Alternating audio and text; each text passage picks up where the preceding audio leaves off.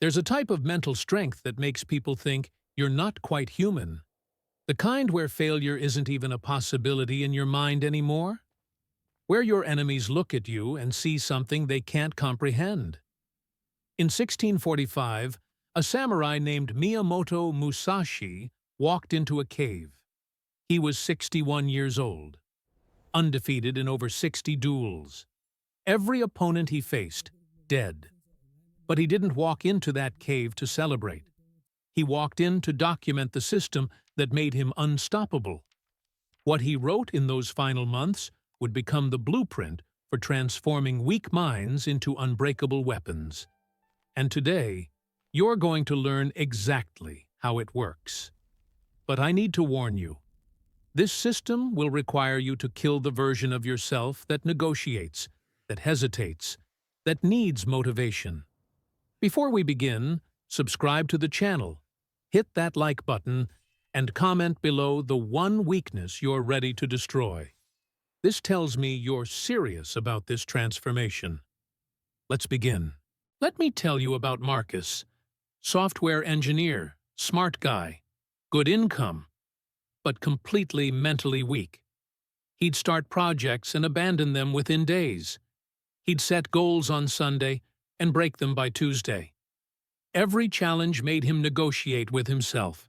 Every obstacle made him pivot to something easier. The pattern was always identical. Monday. This time will be different. Wednesday. Maybe I'm not cut out for this. Friday. I'll start fresh next week. Marcus tried everything. Productivity apps, accountability groups, morning routines. Nothing stuck because he was fighting a battle he didn't even know existed. The battle against his own mind. Until he discovered what Miyamoto Musashi understood 400 years ago. Mental weakness isn't a personality flaw. It's a structural problem. Your mind is designed to avoid discomfort. And until you rebuild that structure, you'll stay weak forever. Musashi spent his entire life studying one question. What separates the unbreakable from the broken? And what he discovered in those 60-plus life-or-death duels changed everything. In The Book of Five Rings, Musashi describes something called heijoshin, the mind of constant stability. Most people think this means staying calm. They're wrong. Heijoshin means your mind doesn't move at all. No negotiation, no hesitation, no internal dialogue. When you decide, you act. When you act, you complete. There's no gap between intention and execution. Musashi wrote, "In strategy, your spirit must be unclouded. The difference between the master and the student is that the master has eliminated the pause. That pause, that's where you lose. That moment when your alarm goes off and you think, 5 more minutes. That moment when you're about to approach someone and you think, maybe later. That moment when you should start working and you think, let me check my phone first. These pauses are where weak minds live. Here's what neuroscience has discovered about this. When you hesitate, you activate your prefrontal cortex, the part of your brain responsible for rational thought. Sounds good, right? Wrong. That rational voice is designed to keep you safe, not make you strong. It will always find logical reasons to choose comfort. Musashi understood this 400 years before brain scans existed. He trained his mind to bypass that voice completely. Marcus started applying this principle. When his alarm rang at 5 a.m., he didn't think. He moved. Feet on the floor within 3 seconds. No negotiation. When it was time to work, he closed every tab and started. No, let me just check this first. The first week was psychological warfare. His mind screamed at him. You're being too extreme. This isn't sustainable. You need balance. Perfect. That voice was exactly what needed to die. Musashi had a training method that sounds insane until you understand why it works. He called it the constant thought of death. Before every duel, he didn't visualize victory. He visualized his death, in vivid detail, the blade entering his body, his blood on the ground, his life ending. Why would he do this? Because once you've accepted the worst possible outcome, fear loses its power over you. Most people are controlled by invisible fears. Fear of judgment, fear of failure, fear of discomfort. These fears create the pause, the hesitation, the negotiation. When you eliminate fear, you eliminate the pause. Marcus took this principle and applied it to his life. Before starting his business, he wrote down the absolute worst-case scenario: complete failure, lost savings, public humiliation, having to start over. He sat with that reality until it stopped scaring him. Then he wrote, "Even if all of this happens, I will survive. I will rebuild. This fear has no power over me." A Stanford psychologist who studied high performers for 15 years found something remarkable. The people who achieve extraordinary things aren't more confident.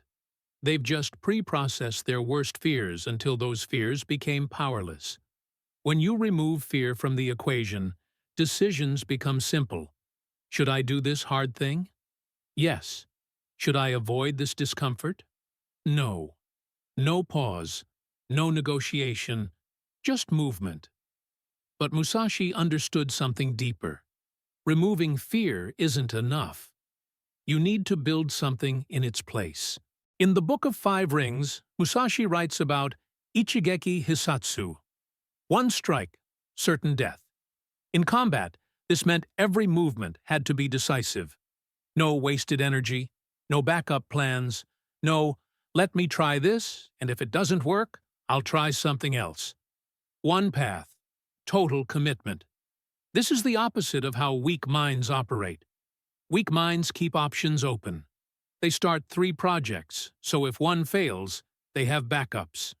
They pursue multiple goals, so they can't be accused of failing at any single one. This is camouflaged weakness. Musashi trained himself differently. When he committed to a duel, he burned every bridge. No escape route, no plan B, win or die. This forced his mind into a state of absolute focus. Marcus applied this ruthlessly. He was trying to build a business while keeping his job just in case. He was learning 3 skills because he wasn't sure which would work out. He was dating multiple people because commitment felt risky. He was weak. He made one decision that changed everything. He chose one business model. He burned his backup plans.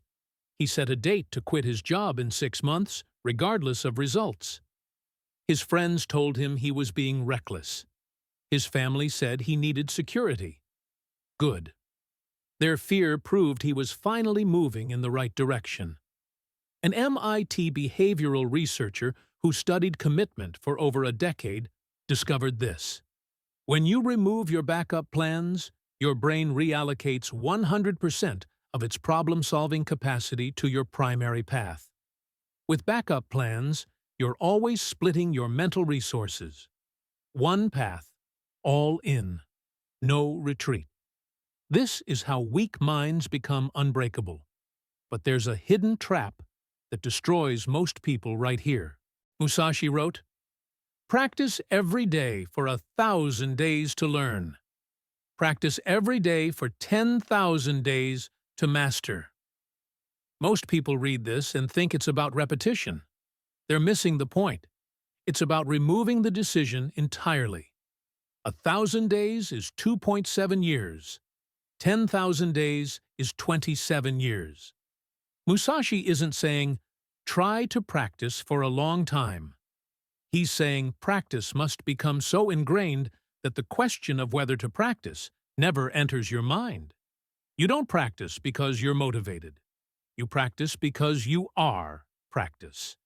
Marcus built his daily non-negotiables: 5 a.m. wake-up, 1 hour of deep work before anything else, 1 hour of skill development.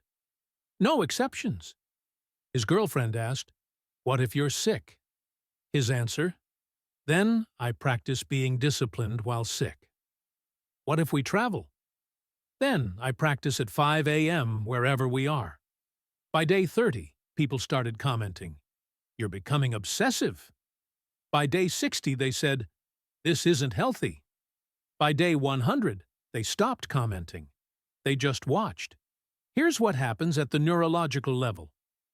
An Oxford University study tracking habit formation for 18 months found that around day 66, behaviors begin to transfer from your prefrontal cortex to your basal ganglia. This means the action is no longer a decision. It's automatic. You're not choosing to do it. You're simply doing it. But Musashi added one more layer that most people never discover. He practiced not just the action, but the state of mind during the action. When he trained, he didn't just practice the sword technique. He practiced maintaining heijoshin while executing the technique. Calm mind, no thought, pure action. Marcus did the same. He didn't just work for 1 hour, he practiced working with zero internal resistance. No, I don't feel like this. No, this is hard. Just pure execution. This is where the transformation becomes permanent. Musashi's final lesson is the most misunderstood. He wrote, "You must be able to perceive things which cannot be seen." People think this is mystical wisdom. It's not. It's pattern recognition. Musashi won 60-plus duels, not because he was the strongest or the fastest. He won because he adapted faster than his opponents could think. He would study an opponent's stance, breathing, micro-movements, and predict their attack before they even decided to make it. This level of awareness only comes from one thing: a quiet mind. When your mind isn't cluttered with negotiations, fears, and hesitations, you can finally see what's actually happening. Marcus noticed this shift around day 120. He started predicting problems in his business before they happened. He could feel when someone was about to quit. He could sense when a strategy wasn't going to work. Not because he was psychic, because his mind was finally quiet enough to notice patterns. A University of Michigan cognitive scientist who studied expert decision-making for 12 years found that masters in any field aren't making faster decisions. They're seeing more data because their minds aren't processing internal noise. When you eliminate the mental chatter, you see reality clearly. When you see reality clearly, you adapt effortlessly. This is the final form. Not just discipline, not just consistency, but complete mental clarity that allows you to move through life like water, adapting to every obstacle without effort. Day 180. Marcus had completed his transformation. His business was growing. Not because he got lucky, because he showed up every single day with zero internal resistance. His relationships improved. Not because he learned communication techniques, because he was present, fully. His mind wasn't somewhere else. His body changed. Not because he discovered a new workout, because he trained every day without negotiation. But the real transformation was invisible. People started describing him differently. There's something different about him. He has this presence. It's kind of intimidating. One friend said exactly what Musashi would have recognized. It's like you're not even the same person anymore. He wasn't. The version of himself that negotiated had died. The version that hesitated was gone. The version that needed motivation didn't exist anymore.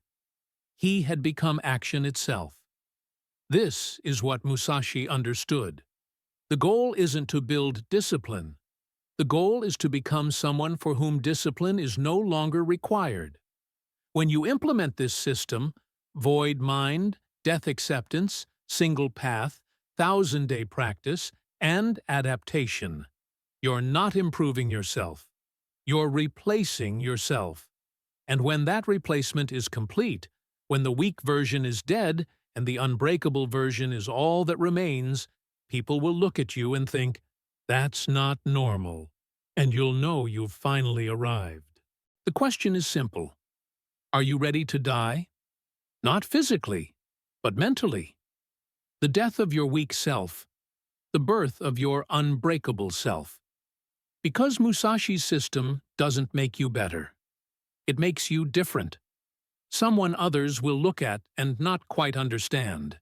If this video showed you what's possible, subscribe and hit that notification bell for content that will continue this transformation. And tell me in the comments, what version of yourself needs to die today? Remember, the discipline that intimidates others is the only discipline worth having. Thank you for watching. See you in the next one.